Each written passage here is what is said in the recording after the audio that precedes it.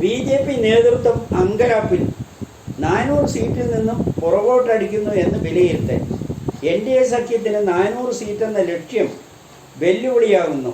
അതിനാൽ വർഗീയമായുള്ള വിഷയങ്ങളിൽ ഊന്നൽ നൽകിയാണ് മോദി ഗ്രൂപ്പ് പ്രവർത്തിക്കുന്നത്. ആത്മവിശ്വാസത്തിന് കുറവ് വന്നതായി പല സംസ്ഥാനങ്ങളിലെ ബി.ജെ.പി. നേതാക്കളിൽ നിന്ന് രഹസ്യ വിവരങ്ങൾ ലഭിക്കുന്നതായി വാർത്തകൾ വരുന്നു.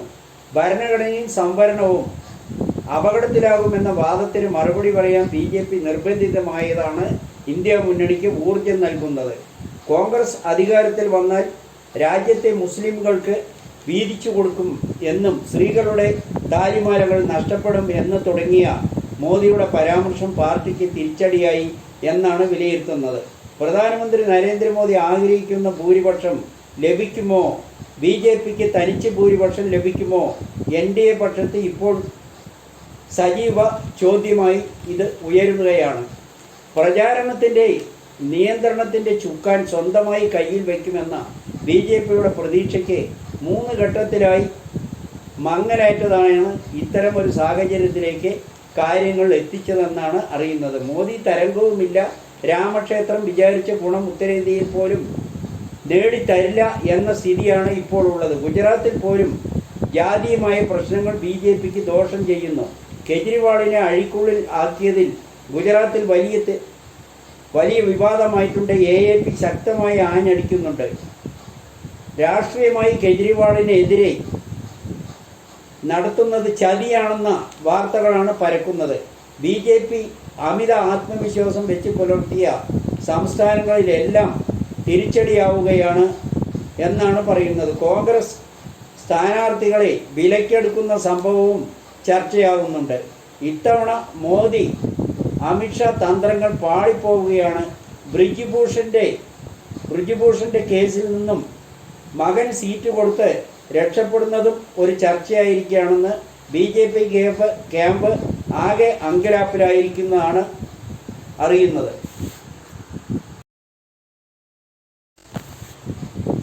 ആൾക്കൂട്ട വിചാരണയിൽ ഉണ്ടായ സിദ്ധാർത്ഥിൻ്റെ മരണകാരണം വ്യക്തത വരുത്താൻ എയിംസ് ആശുപത്രിയെ CBI സമീപിച്ചു.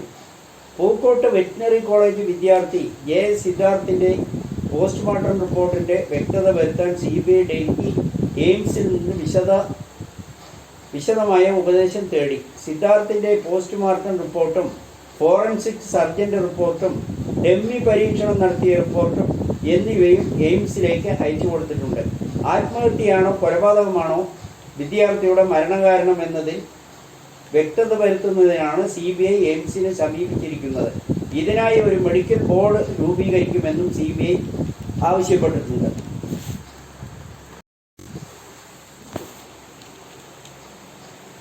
കോൺഗ്രസിൻ്റെ രാജകുമാരൻ അദാനി അംബാനിമാരിൽ നിന്ന് എത്ര പണം സ്വീകരിച്ചുവെന്ന് വ്യക്തമാക്കണമെന്ന് നരേന്ദ്രമോദി. 5 വർഷമായി കോൺഗ്രസിൻ്റെ രാജകുമാരൻ ഒരു കാര്യം മാത്രമാണ് ആവർത്തിച്ചുകൊണ്ടിരുന്നത്. റഫാൽ വിഷയത്തിൽ ശിക്ഷിക്കപ്പെടാതെ കടന്നുകൂടിയതിന് പിന്നാലെ അദ്ദേഹം പുതിയൊരു തന്ത്രം ആരംഭിച്ചു. എന്നാൽ തെരഞ്ഞെടുപ്പ് പ്രഖ്യാപിച്ചതോടെ അദാനിയെയും അംബാനിയെയും ചീത്ത വിളിക്കുന്നത് നിർത്തി.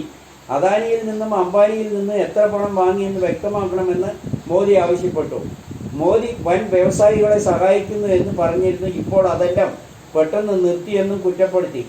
എന്നാൽ ഈ അടുത്ത കാലത്തായി മോദി പറയുന്നതെല്ലാം ജനങ്ങൾ മുഖവിലയ്ക്കെടുക്കുന്നില്ല എന്നാണ് മനസ്സിലാകുന്നത്. തിരഞ്ഞെടുപ്പ് തുടങ്ങിയതിന് മുമ്പ് മോദി പറയുന്നതും തിരഞ്ഞെടുപ്പിന് ശേഷം ഓരോ ഘട്ടം വോട്ടെടുപ്പ് കഴിയുന്തോറും നടത്തുന്ന പരാമർശങ്ങളും പ്രസ്താവനകളും ഒന്നിനൊന്ന് പൊരുത്തപ്പെടാത്ത വിധത്തിലാണെന്നും എന്തെങ്കിലും കാര്യങ്ങൾ വിളിച്ചു പറയുകയാണെന്ന് ഇടതുമുന്നണി നേതാക്കൾ ആരോപിക്കുന്നു. ഓരോ ഘട്ടം വോട്ടെടുപ്പ് കഴിയുന്തോറും ബി.ജെ.പി. സ്ഥാനാർത്ഥികൾ ആശങ്കയിലാണ്. എല്ലാ ആത്മവിശ്വാസവും നഷ്ടപ്പെടുന്നുകൊണ്ടാണ് മോദി ഇത്തരം പ്രസ്താവനകൾ നടത്തുന്നതെന്ന് കോൺഗ്രസ് നേതാവ് K.C. വേണുഗോപാൽ ചൂണ്ടിക്കാട്ടുന്നു. സാം പിത്രോദ രാജിവെച്ചു.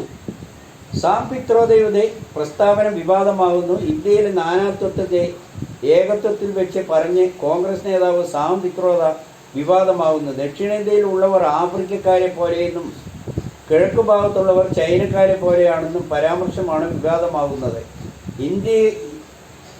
ഇന്ത്യ പോലെ വൈവാർദ്യമാർന്ന ഒരു രാജ്യത്തെ നമുക്ക് ഒരുമിച്ച് നിർത്താൻ കഴിയും.